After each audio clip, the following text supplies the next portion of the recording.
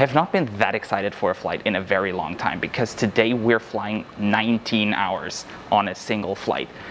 That's just crazy if you think about it. But first we need to get to Singapore. Probably don't care too much about the first part. Let's just go through that as fast as we can.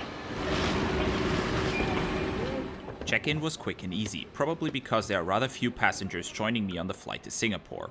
2 pieces of checked baggage are included with my ticket, which is for an economy class flight to Singapore, and then a premium economy seat from Singapore to New York, but more about that later. Since coming to Phuket involves a lot of paperwork and numerous costly COVID tests, visitor numbers are still very low. Our flight leaves 3 hours from now, and not a single other flight takes off until then, which is crazy for an airport which used to handle almost 20 million passengers per year before the pandemic.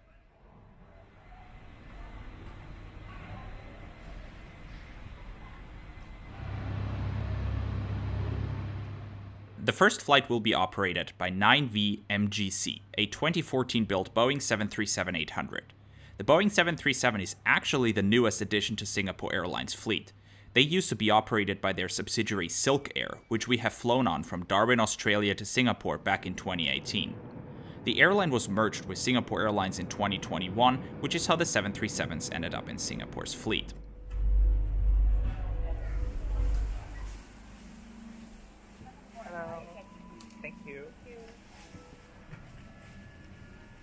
Up front, the aircraft features a 2-2 configured business class cabin with a standard 3-3 configured economy class cabin behind that.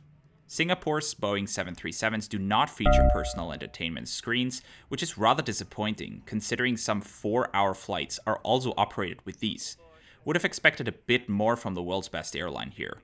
But for a 90-minute flight, personally, I don't really mind. And I'll be spending these 90 minutes today in seat 57A.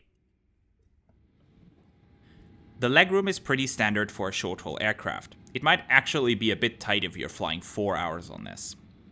An audio-only entertainment system is installed, and beneath the seats you'll find universal power outlets, which is a rare and very much appreciated feature on short-haul aircraft. Blankets were also handed out to every passenger by the crew, which makes this 90-minute flight a lot more cozy. I'd like to welcome you on board Singapore Airlines Flight SQ735 service bound for Singapore. Flight time this evening will take us 1 hour and 30 minutes. At this point of time, just awaiting some documentation, as well as awaiting our air traffic control clearance, and we shall be commencing our pushback and departure very shortly. During these times, charging your electronic devices is also not allowed. If you're not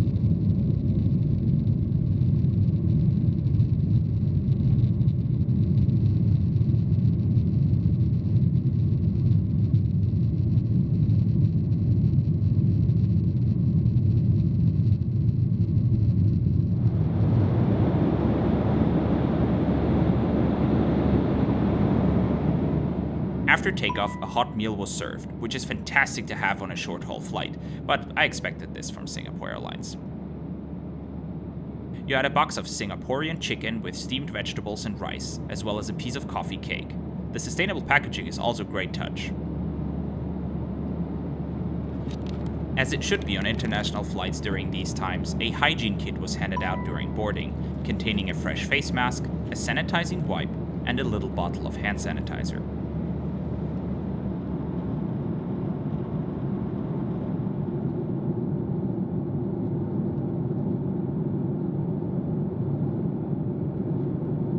Although there are no personal entertainment screens, it is possible to stream movies and TV shows to your own device for free using the onboard Wi-Fi. Luckily, I chose the correct side on this aircraft to sit on, because look at this beautiful approach into Singapore. I wish I was able to stay here now.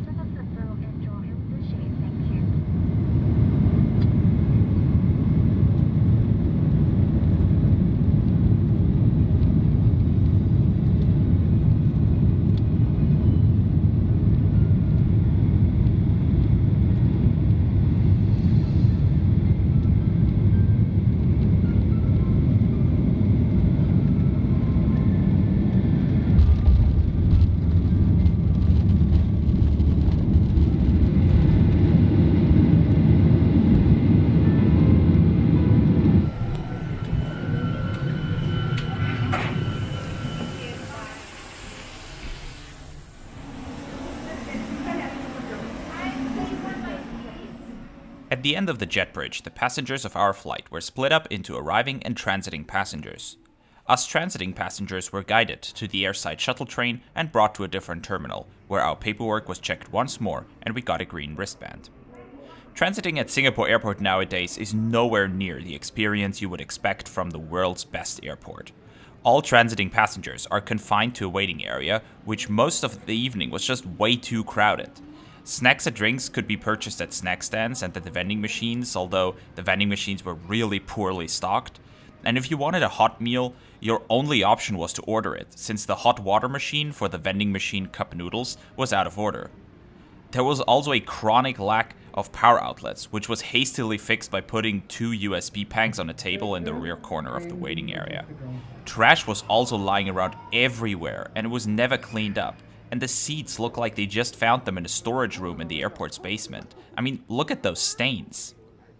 After waiting in line for boarding, we were once again escorted to our departure gate. There were passengers walking around the rest of the terminal. Those were passengers starting their journey in Singapore. I do not really understand why we were confined to such a small area when even the most hardcore places like Hong Kong would allow you to roam the terminal and maintain distance to fellow travelers. Confining people traveling from and to all kinds of countries to such a small area just seems wildly irresponsible at the moment. But apart from my need to rant about that, I was very excited to finally fulfill one of my dreams, to fly on the world's longest flight. After a security check right at the gate, it was straight onto the aircraft, a 2018 build Airbus A350-ULR, the ultra long-range version of the Airbus A350, registered 9V-SGA.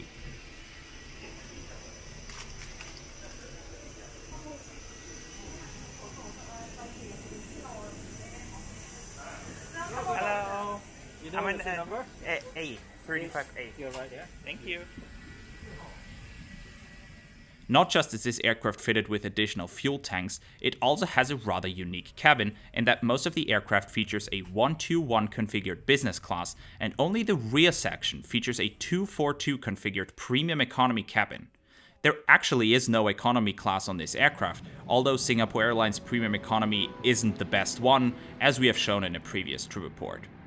Both from the price and from the product, I would consider this a very good economy class, but not really a premium economy, which is why I will judge it as such. Also because, after all, this is the lowest cabin on this plane, regardless of what you call it. The legroom is excellent as expected, and as you absolutely need on such a long flight, and there's also a footrest installed. Up here, you'll find a USB port as well as a coat hook. And in the center console, there is a bottle holder for each passenger. The entertainment screen is adjustable as well, so even if the passenger in front of you reclines their seat, you'll be able to watch your movie. We are pleased to be carrying passengers of a Airlines partner. Mobile phones and tablets can be used on this flight. However, voice calls are not... Down here is also a remote control for the in-flight entertainment system, and between the seats you'll find a second USB port, the audio port, and an adjustable reading light. Down here there are also personal universal power outlets. A large blanket and pillow are also provided.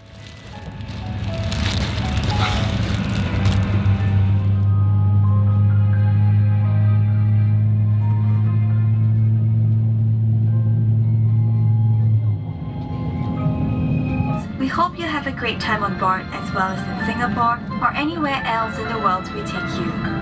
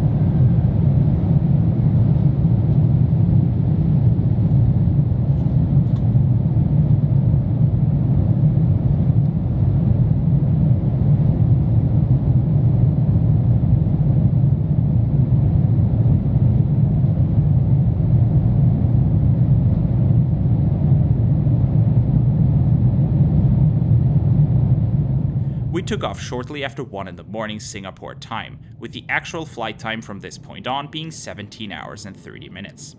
Depending on the wind, the flight time can be anywhere between 17 and 19 hours.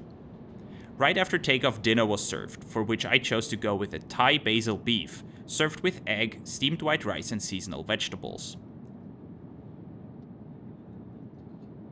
For the appetizer, we were served curry tofu on a lentil green bean salad with some vanilla ice cream for dessert. I also went with a cup of tea and a can of club soda. A warm bread roll and butter was also provided.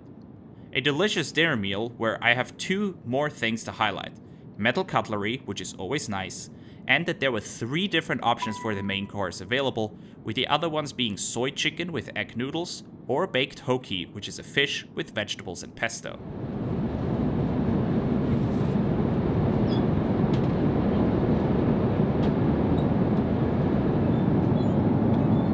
Among the amenities provided in economy class are these high-quality noise-cancelling headphones, which are very comfortable to wear. There's also the same hygiene kit we've seen on the previous flight. And you also have another amenity kit with a pair of socks, a toothbrush, and some toothpaste, and separately a pair of eye shades. The lavatories are quite standard, although I like the elegant design.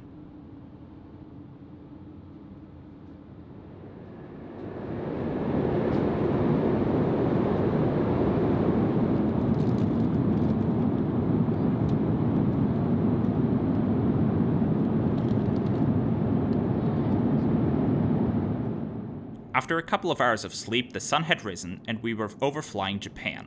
The view over Tokyo would have been incredible if it wasn't that cloudy.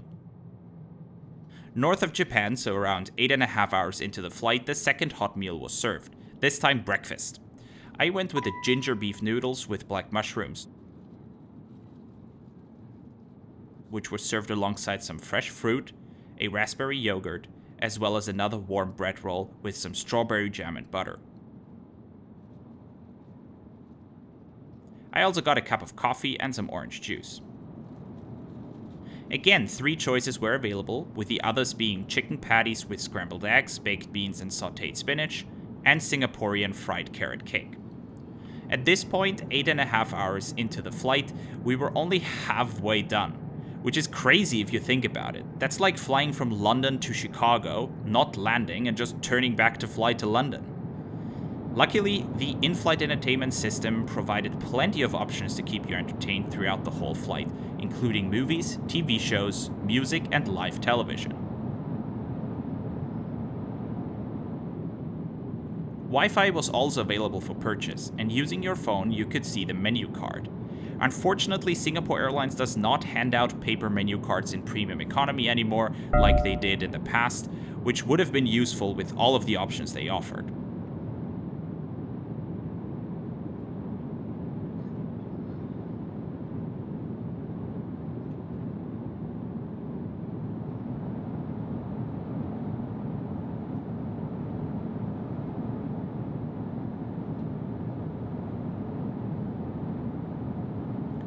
A couple of hours later, shortly before Alaska, the sun was setting again. Perfect time to head to the rear galley and check out what snacks were available.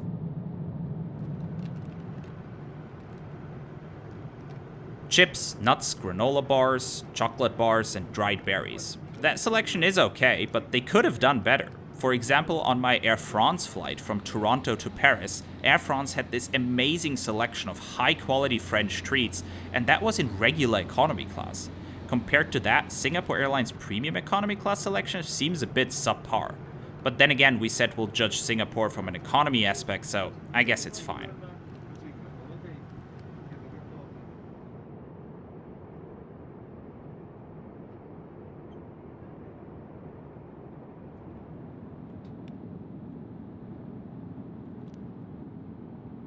If you wonder about that Air France flight, it will be featured in an upcoming episode of Brutally Honest, so make sure to subscribe so you won't miss it. And if you want to support our mission to provide first-hand reviews of as many different airlines as possible, please consider becoming a channel member, which is kind of like Patreon, just that it's right here on YouTube. Our lowest tier starts at just €2 a month, or €24 a year, which already helps us a lot, for example in reserving the best possible window seat. After another couple of hours, the sun started to rise a second time. Yes, that's how long the flight is, a second sunrise.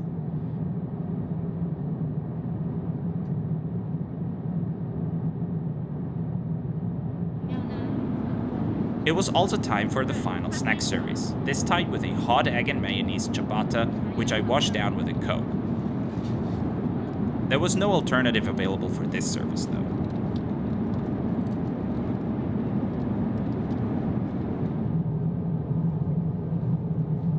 We started our descent shortly after flying over Toronto, and it was time for this flight to come to an end. And 17 hours into the flight, I have to admit it did not feel like such a long flight. Maybe it was the delicious meals, the relaxing sleep I got, or the absolutely fantastic, super hardworking crew.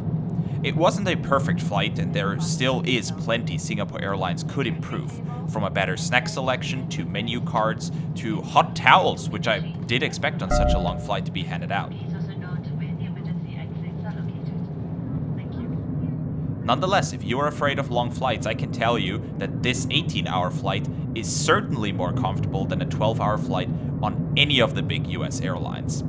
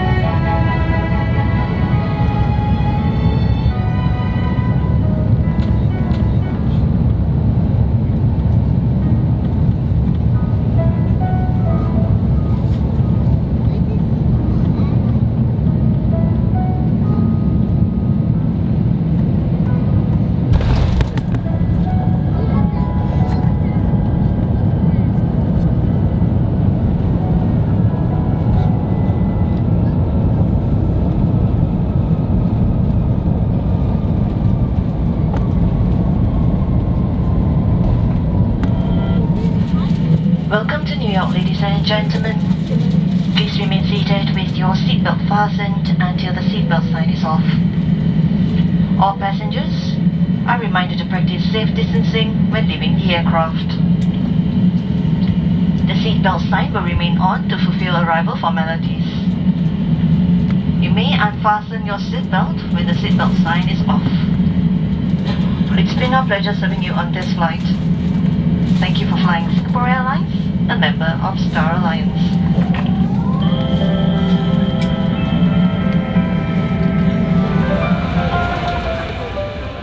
Oh yeah, and before I forget, the headrests were adjustable, of course.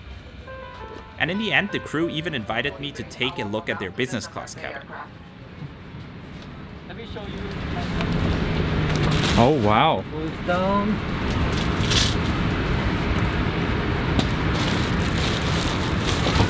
And you get all your beds and a pillow. They have a full-size bed here available. Yes, that's right. Yeah. Wow. That's how it operates. Amazing. But then you miss all of the great food if you sleep. Normally what happens is we'll keep the food, we have plenty of food, we'll keep it for passengers, so when they awake they still can have it. Yeah, but if you've got the chance, right, go visit the A380, the suite. Oh yes. The very much talked about one. Yes. That's really amazing. Oh yeah, I believe that. Well, I'm looking forward that the A380 comes back into service. It's coming back now, they'll start retraining the crew for that. Oh so yeah, that's cool. The routes they're slated for is Sydney and Hong Kong, I was told. Okay, yes. Yeah, but probably to Frankfurt. Yeah. Finger crossed. Yes. Yeah. Well, thank you so much for the amazing flight. Nice to have I you. really enjoyed it, and I'm looking forward to be back. Thank you. Thank you. Thank you. Thank you. Thank you. Bye-bye. Woohoo! Thank you. Thank you.